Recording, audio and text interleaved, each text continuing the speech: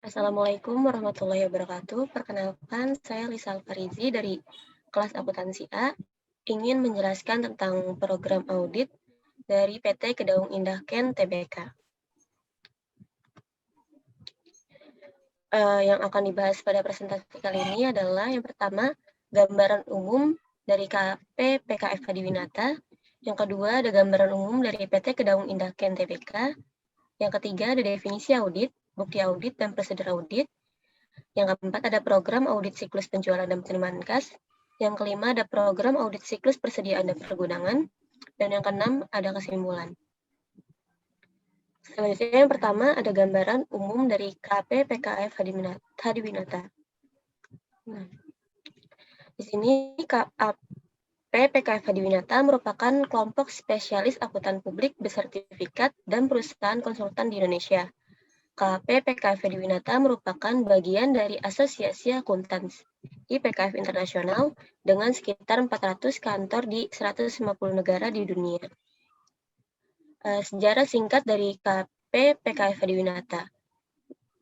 KP PKF Hadiwinata ini didirikan pada tahun 1987 oleh Dr. Paul Hadiwinata, CACP.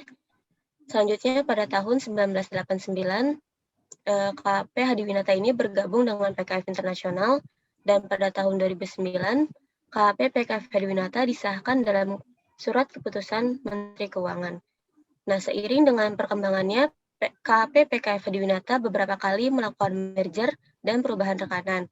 Di tahun 2001 ini, kantor akuntansi publik tersebut bernama Kantor Akuntan Publik Paul Hadiwinata, Hidayat Harsono Retno, Parilingan, dan rekan. Untuk nilai-nilai yang ada di KAP PKF Hadiwinata itu ada passion, teamwork, clarity, quality, dan integrity. Layanan yang disediakan di KAP PKF Hadiwinata ini ada audit and assurance, financial advisory, taxation, business solution, teknologi, and service. Untuk kantor pusatnya terletak di gedung UOB Plaza, lantai 42, Jalan Hemat Tamrin, Jakarta Pusat. Yang kedua, ada gambaran umum dari PT Kedaung Indah Ken Tbk. PT Kedaung Indah Ken Tbk adalah salah satu perusahaan di bawah Kedaung Group. Nah, perusahaan ini merupakan produsen pot enamel terbesar dengan memproduksi 40.000 pot dan wajan per hari dan memproduksi sekitar 15 juta set per tahun. PT Kedaung Ken Tbk juga merupakan produsen kaleng dan berbagai jenis wadah kaleng, memproduksi sekitar 10 juta set kaleng per tahun. Sejarah singkat dari PT Kedaung Indah Ken Tbk. PT Kedaung Indah Ken Tbk didirikan pada tahun 1974 oleh Agus Nur Salim. Di tahun 1993, PT Kedaung Indah Ken ini terdaftar di Bursa Efek Indonesia, dan sampai saat ini perusahaan masih menjadi salah satu produsen dan eksportir peralatan masak enamel terbesar di Indonesia. Kegiatan usaha PT Kedaung Indah Ken Tbk meliputi bidang industri peralatan dapur dari logam dan produk sejenis serta industri kaleng dan sejenis. Kantor pusat dan pabriknya terletak di Kota Surabaya, Jawa Timur. Berikut merupakan struktur organisasi dari PT Kedaung Indah Ken Tbk dan para direksi perusahaannya di tahun 2019. Yang ketiga, ada definisi audit, bukti audit, dan prosedur audit. Definisi auditing. Menurut Arens, auditing adalah pengumpulan dan evaluasi bukti tentang informasi untuk menentukan dan melaporkan derajat kesesuaian antara informasi itu dan kriteria yang telah ditetapkan. Auditing harus dilakukan oleh orang yang kompeten dan independen. Menurut Tuan Kota, proses audit adalah proses menghimpun bukti agar auditor dapat menyimpulkan apakah laporan keuangan yang diaudit bebas dari atau justru mengandung salah saja material, baik yang disebabkan oleh kekeliruan maupun manipulasi, sehingga auditor dapat merumuskan opini auditnya. Selanjutnya, untuk bukti audit menurut Tuan Kota adalah informasi yang digunakan auditor untuk menarik kesimpulan yang menjadi dasar pemberian opini auditnya. Bukti audit meliputi informasi yang terdapat dalam catatan akuntansi dan informasi lainnya. Menurut Arens, bukti adalah setiap informasi yang digunakan auditor untuk menentukan apakah informasi yang diaudit dinyatakan sesuai dengan kriteria yang telah ditetapkan. Terdapat 8 jenis bukti audit. Yang pertama ada pemeriksaan fisik, yaitu perhitungan yang dilakukan auditor atas aset berwujud. Ini bertujuan untuk memverifikasi apakah aset benar-benar ada dan telah dicatat. Yang kedua ada konfirmasi, yaitu menggambarkan penerimaan respon tertulis dari pihak ketiga yang memverifikasi keakuratan informasi yang diminta auditor. Yang ketiga ada inspeksi, yaitu pemeriksaan dokumen atas catatan klien untuk mendukung informasi yang tersaji. Yang keempat ada prosedur analitis, yaitu evaluasi informasi keuangan melalui analisis atas hubungan yang masuk akal antar data keuangan dan non-keuangan. Yang kelima ada rekalkulasi, yaitu pengecekan ulang atas sampel yang dilakukan oleh klien. Yang keenam ada pelaksanaan ulang, yaitu pengujian independen yang dilakukan auditor atas prosedur atau pengendalian akuntansi klien. Yang ketujuh ada observasi, yaitu mengamati proses atau prosedur yang sedang dilaksanakan pihak lain. Dan yang terakhir ada wawancara, yaitu upaya untuk memperoleh informasi secara lisan maupun tertulis dari klien atas pertanyaan yang diajukan auditor. Selanjutnya ada prosedur audit. Menurut Arens, prosedur audit adalah rincian instruksi yang menjelaskan bukti audit yang harus diperoleh selama audit. Perumusan prosedur tersebut dibuat dalam istilah yang cukup spesifik agar auditor dapat mengikuti instruksi-instruksi dalam prosedur selama audit. Terdapat jenis pengujian audit. Yang pertama ada pengujian pengendalian, yaitu prosedur audit untuk menguji keefektifan pengendalian dalam mendukung pengurangan risiko pengendalian yang diterapkan.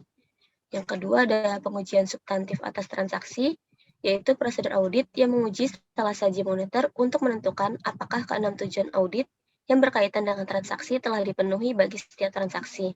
Dan yang ketiga ada pengujian atas rincian saldo, yaitu prosedur audit yang menguji salah saji moneter untuk menentukan apakah kedelapan tujuan audit yang berkaitan dengan saldo telah dipenuhi bagi setiap saldo akun yang signifikan. Selanjutnya yang keempat yaitu program audit dari siklus penjualan dan penerimaan kas. Yang pertama ada tujuan audit yang berkaitan dengan transaksi, pengujian pengendalian, dan pengujian substantif atas transaksi penjualan di PT Kedaung Indah Tbk. Di sini ada beberapa tujuan audit yang berkaitan dengan transaksi. Yang pertama ada keterjadian, kedua ada kelengkapan, yang ketiga ada keakuratan, ada tujuan posting dan ikhtisar, tujuan klasifikasi, dan tujuan penetapan waktu. Yang kedua ada tujuan audit yang berkaitan dengan transaksi, pengujian pengendalian, dan pengujian substantif atas transaksi penerimaan kas di PT Kedaung Indah Tbk. Tujuan audit yang berkaitan dengan transaksi yaitu ada keterjadian, ada tujuan kelengkapan, tujuan keakuratan, tujuan posting dan pengikhtisaran, tujuan klasifikasi, dan tujuan penetapan waktu. Tujuan audit yang berkaitan dengan saldo atas transaksi penjualan di PT Kedaung Indah Tbk yaitu ada tujuan audit yang berkaitan dengan saldo yaitu detail tie-in, yang kedua ada eksistensi, yang ketiga ada kelengkapan, yang keempat ada tujuan keakuratan, yang kelima ada tujuan klasifikasi, yang keenam ada tujuan pisah batas, yang ketujuh ada tujuan nilai realisasi, dan terakhir ada tujuan hak. Yang kelima selanjutnya ada program audit untuk siklus persediaan dan pergudangan.